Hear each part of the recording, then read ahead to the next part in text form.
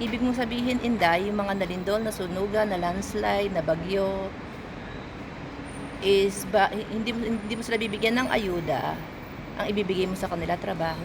Paano sila makakapagtrabaho? Kung wala nga silang matirhan, paano sila magkapalit ng damit? Gutom sila. So walang ayuda, kailangan trabaho agad. Ganun ba ang utak mo?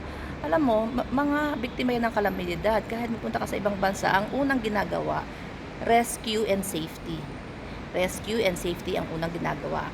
Kapag safe na po ang mga tao, then papasok na po ang ayuda. Hindi lang sa Pilipinas, buong mundo, yan po ang ginagawa. Ayuda agad, pangangailangan. Kung yan, kailangan ng damit, malinis na tubig, pagkain, shelter, na mapagpapahingan, matutuluyan. Yan po, at yung mga gamot, medical, di ba? Yan po ang tinatawag na ayuda. Ngayon, meron pang pakimkim yan. Ginagawa ngayon ni PBBM na hindi ginagawa ng tatay mo, ni tubig na malinis, walang binibigay. Ngayon, meron pang 5,000 na panimula or yung mga pangangailangan na iba pang gastos. Yan, di ba? Yung mga ginagawa ni PBBM na tapos meron pa siyang pa-mobile kitchen, morning, lunch, snacks, dinner. Meron pa siyang pa-vitamins, may pa-cinema pa siya, may pa-swimming pool pa siya sa mga bata habang nandun sila sa evacuation center.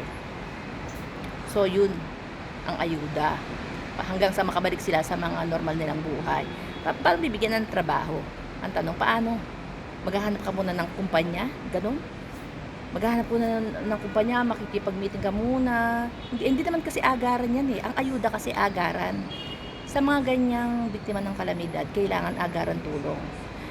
Rescue and safety, and then ayuda. Tandaan mo yan. And then, pagpaplano na. Pagpaplano, ano ang plano sa mga biktima ng kalamidad, and then diyan na papasok yung kung paano nila tutulungan, i-build uli yung mga bahay nila, makabalik sila sa mga normal nilang buhay. Ganon, may proseso yan. Ako nga, hindi ako politiko, naiintindihan ko eh. Alam niyo kung bakit? Galing ako, kami may mahirap na pamilya, kami na lahar, Pampanga kami, di ba, San Fernando, na lahar kami. So, alam ko yung mga proseso. Kasi ako mismo naranasan namin. Hindi mo kami pwedeng yes, na-resettlement na kami, then doon mo kami bigyan ng trabaho, hanapan ng trabaho. Pero yung kasalukuyang hindi kami pwedeng magtrabaho, hindi pwede. Kasi nasalanta na kami, yung mga nasalanta ng bagyo, sunog, isang landslide, lindol. Hindi pwedeng agad-agad. Meron ka pang aftershock.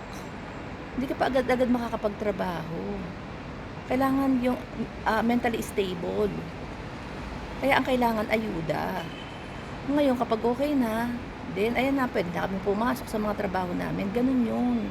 Hindi ka naniniwala sa ayuda, alam naman namin yan. Alam namin yan. Kaya nga yun, kung maaalala ninyo, yung DSWD warehouse, inubos nga ni Digong yung bigas doon, di ba? Walang laman, pwede ka mag-bowling. Kaya nga wala tayong pang-ayuda sa mga kababayan natin na sasalanta ng bagyo that time. Kaya sila, nasa kalsada sila, ultimong malinis na tubig, walang dumarating sa kanila, 1 linggo na daw. Kaya yung mga ibang kababayan natin, during Digong, yung mga mayayaman, mga business person, naglabasan po. Mga nagbigay ng tulong kasi wala pong maaasahan sa gobyerno that time kasi triple po ang korupsyon. Tumiple, nag-triple po ang korupsyon sa panahon ni Digong. Kaya naglabasan po yung mga may kaya sa buhay, yung mga nakakaluwag-luwag, tumulong na po sa ating mga kababayan that time. Alam naman namin, hindi ka tumutulong. Nagpunta ka nga dun sa mga di ba, dun sa mga nabagyo, nalindol, pumunta ka, dala mo, mga bodyguard, tsaka mga cameraman mo.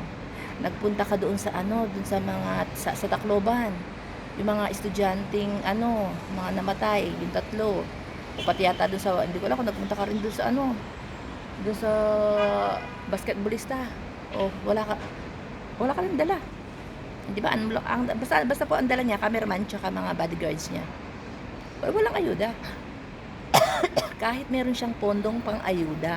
May pondo yan pang-ayuda, pantulong, pang-hospitalization, pang-burial.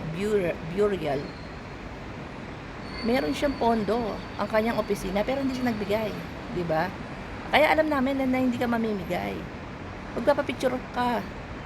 Imbis na ikaw yung tumulong, yung sila pa ang tumulong sa'yo. Propaganda para mapabango yung ano mo, yung iyong imahe. Nagpunta ka doon, nagpa-picture kasama mga cameraman mo. So, sila pa ang tumulong sa'yo. Napakalinaw yan, sila pa tumulong sa'yo. Hiyang-hiya naman sila sa'yo. Naka-helicopter ka pa. Naka-helicopter ka pa na pula. Wala ka man lang dalang tulong. Tapos, malaman-laman namin ang tumulong. Si Martin Romualdez, yung Tingog Party List, yung DSWD. Sila yung nananahimik, sila pala yung tumulong. Samantalang ikaw, dami-daming cameraman sa'yo. Nagkalat yung litrato mo sa social media. Ang pahubad-hubad ka pa ng sapatos, leche ka. Ni isang biscuit, wala kang dala. Hayop na yan. Asan yung mga budget?